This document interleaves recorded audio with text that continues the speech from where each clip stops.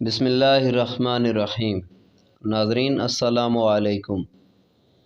حضرت عبداللہ بن مسعود سے مروی ہے کہ رسول اللہ صلی اللہ علیہ وسلم نے فرمایا، جنت میں آخر میں داخل ہونے والا جو شخص ہوگا، کبھی وہ اٹھ کر چلنے لگے گا، کبھی وہ منہ کے بل گرے گا، کبھی اسے آگ لپیٹ لے گی، پھر جب وہ آگ سے نکل آئے گا تو اس آگ کی طرف دیکھے گا اور کہے گا، بابرکت ہے وہ ذات جس نے مجھے تم سے نجات دی۔ اللہ تعالیٰ نے مجھے ایسی چیز نعمت عطا کی ہے جو اول و آخر کسی کو نہیں دی ہوگی۔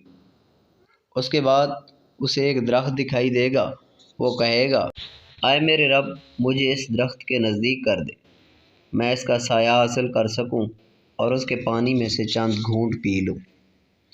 اللہ عز و جل فرمائے گا، اے ابن آدم، ممکن ہے میں تمہارا یہ مطالبہ پورا کر دوں تو تم اس کے علاوہ کسی اور چیز کا مطالبہ کر دو۔ وہ کہے گا، نہیں اے میرے رب، اور وعدہ کرے گا کہ اس کے علاوہ کوئی اور مطالبہ نہیں کروں گا، اور اس کا رب اس کا عذر قبول کر لے گا، کیونکہ اللہ تعالیٰ دیکھے گا کہ اس سے صبر نہیں ہو رہا۔ اللہ تعالیٰ اسے اس درخت کے قریب کر دے گا، وہ اس کا سایہ حاصل کرے گا اور پانی پیے گا۔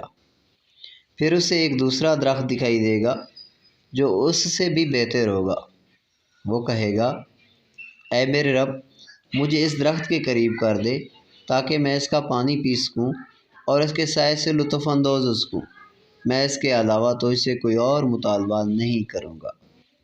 اللہ تعالیٰ فرمائے گا، اے ابن آدم، کیا تم نے مجھ سے عہد نہیں کیا تھا کہ تم اس کے علاوہ کوئی اور مطالبہ نہیں کرو گے؟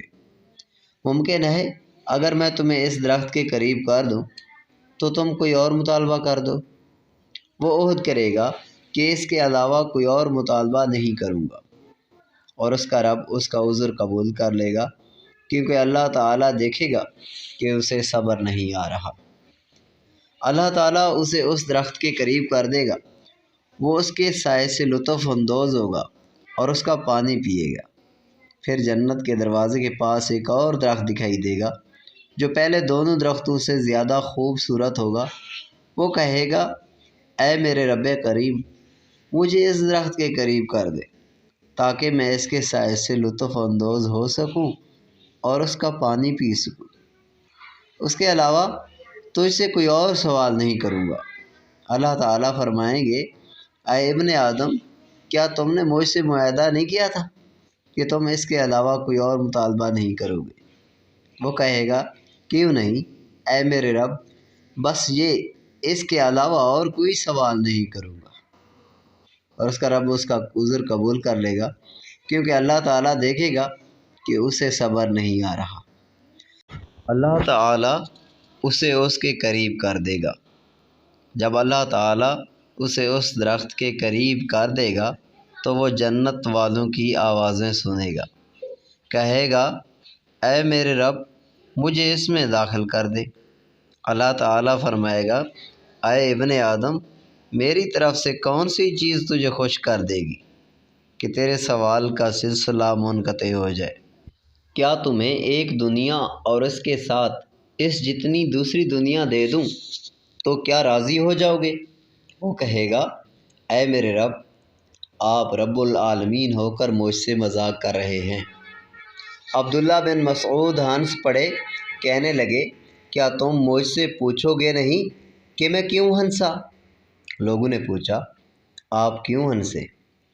حضرت عبداللہ بن مسعود نے کہا، رسول اللہ صلی اللہ علیہ وسلم بھی اسی طرح ہنسے تھے۔